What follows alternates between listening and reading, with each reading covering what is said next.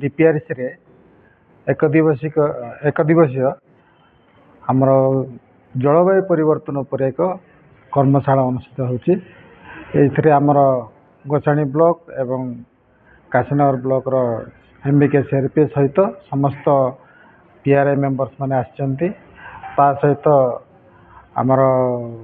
Agriculture sector वीएडब्ल्यू माने आछंती, forest department आछंती। से माने आजिकार ये जो क्लाइमेट चेंज उपर गोटे जो मीटिंग ट्रेनिंग होची कर्मशाला होची से माने अंशग्रहण करी किछि ज्ञान आहरण करेंगे। द्वारा कौन ये उपकार हो जो अरेंजमेंट होते कौन जो पीआर मेंबर एमबीके एम जो आज एक दिवस तालीम प्रदान कर शिखी कौन कर जेहेतु यहाँ ग्राम पंचायत स्तर में होगा जाऊँगी जो क्लाइमेट चेंजटा आमर कर्मशालाटा ग्राम पंचायत रे पीआरआई मेंबर सब से भीतर इनवल्व अच्छा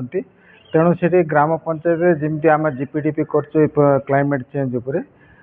से किसी शिक्षण व्यवस्था से शिखी जीवे एवं ग्राम पंचायत जो जीपीडीपी प्रस्तुत हो से संपर्क में क्लाइमेट चेंज उपर गुरुत्व दे किसी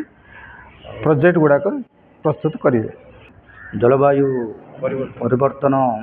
कर्मशाला रे जहाँ आम ये कर्मशाला रे पीआरआई मेंबर ट्रेनिंग पार्टिसिपेंट मानू जहाँ शिक्षा देवु से मैंने पंचायत स्तर रे से आमर परिवर्तन आमर क्लाइमेट चेंज जहाँ न होगापाई कौन कौन स्टेप ने तार ग्राम पंचायत डेवलपमेंट प्लान रे से गुड़िक रखा से अनुसार से पंचायत स्तर रे काम भी करेंगे। प्लस आज भी आम ये सचेतन शिविर एम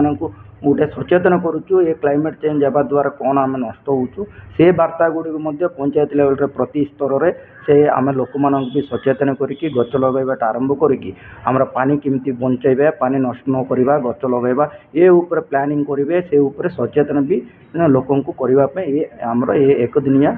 आमर कर्मशाला आयोजन करा तेरे एभली किसी गुरुत्वपूर्ण खबर देखा चाहती आम चैनल को लाइक सब्सक्राइब और शेयर करो।